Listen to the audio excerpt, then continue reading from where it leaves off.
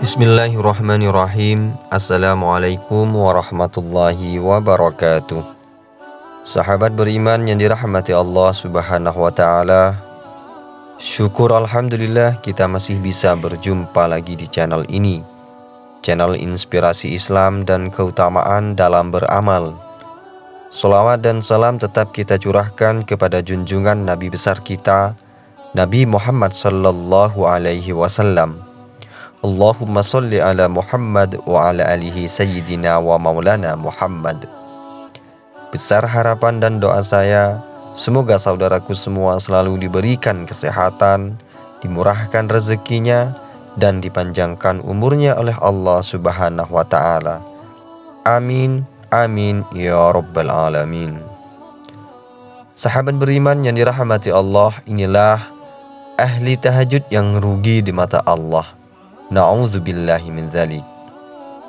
Salat tahajud adalah salat yang dikerjakan pada waktu malam hari yang didahului dengan tidur terlebih dahulu.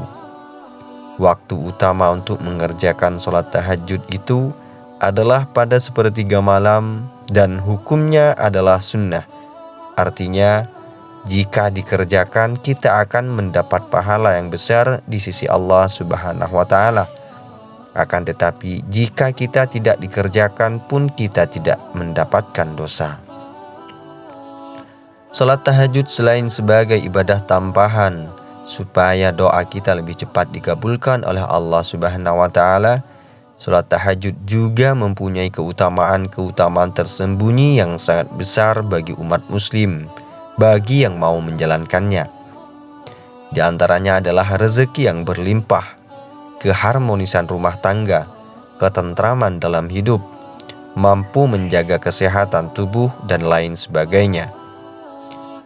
Akan tetapi ada beberapa hal yang perlu dihindari ketika mengerjakan sholat tahajud, yakni merasa bangga dengan diri sendiri atau bisa dikatakan riya dengan apa yang kita dapat dari Allah subhanahu wa ta'ala tanpa memperdulikan sekitar kita.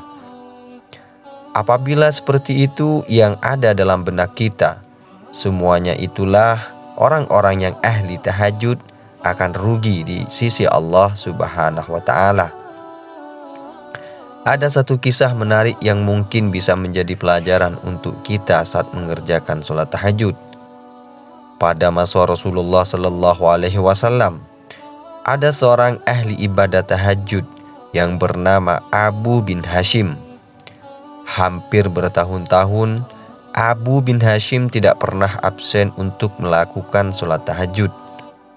Pada suatu ketika, saat hendak mengambil air wudhu untuk mengerjakan sholat tahajud, Abu bin Hashim dikagetkan oleh keberadaan sosok makhluk yang sedang duduk di bibir sumurnya. Lalu Abu bin Hashim bertanya, "Wahai hamba Allah, siapakah engkau?" Sambil tersenyum, sosok itu berkata, "Aku adalah malaikat utusan Allah." Setelah mendengar jawaban tersebut, Abu bin Hashim kaget sekaligus bangga karena kedatangan tamu malaikat Allah. Abu bin Hashim lantas bertanya lagi, "Apa yang sedang kamu lakukan di sini?" Malaikat itu pun menjawab, "Aku disuruh mencari hamba pecinta Allah." Melihat malaikat itu memegang kitab tebal, Abu bin Hashim lalu bertanya, "Wahai malaikat, buku apakah yang engkau bawa itu?" Lalu malaikat itu pun menjawab, "Ini adalah kumpulan nama hamba-hamba pecinta Allah." Setelah mendengar jawaban malaikat, Abu bin Hashim berharap dalam hati namanya ada di situ. Maka ditanyalah malaikat itu, "Wahai malaikat, adakah namaku di situ?" Abu bin Hashim beranggapan bahwa namanya ada di buku itu, mengingat amal ibadahnya yang hampir tak pernah putus, selalu mengerjakan sholat tahajud, berdoa, dan bermunajat kepada Allah subhanahu wa ta'ala di sepertiga malam, dan masih banyak yang lainnya.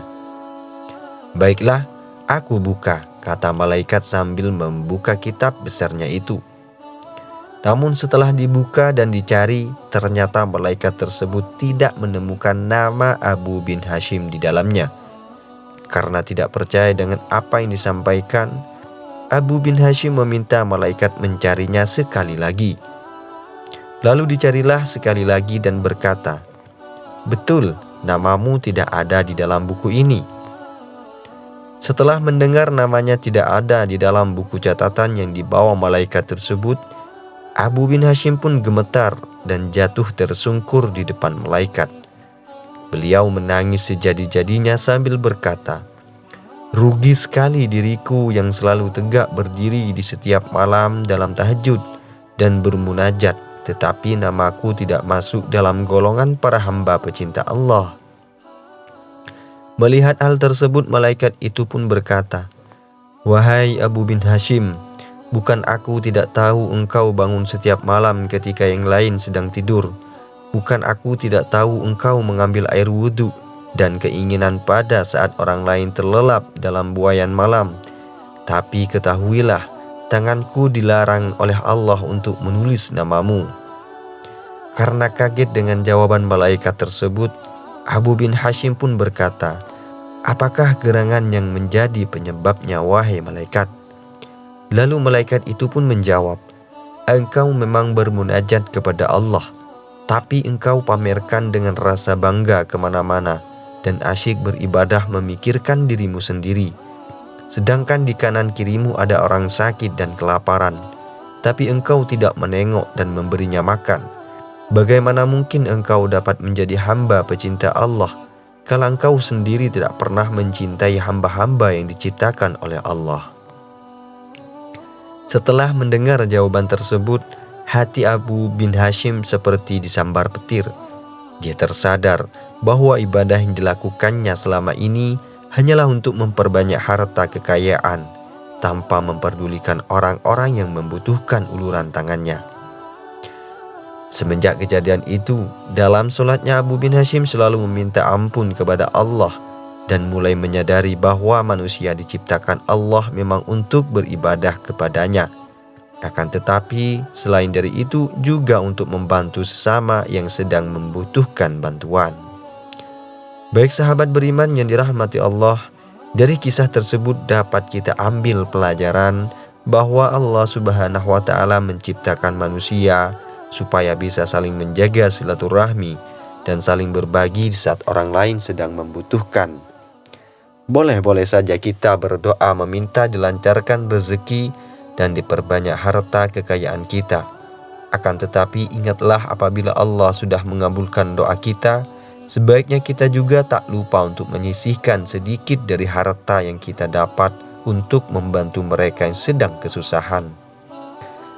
Karena dengan menyadari hal tersebut, rasa syukur kita kepada Allah akan semakin bertambah. Dan janji Allah bagi orang yang selalu bersyukur adalah akan ditambah nikmat kita dan dicukupkan segala kebutuhan kita.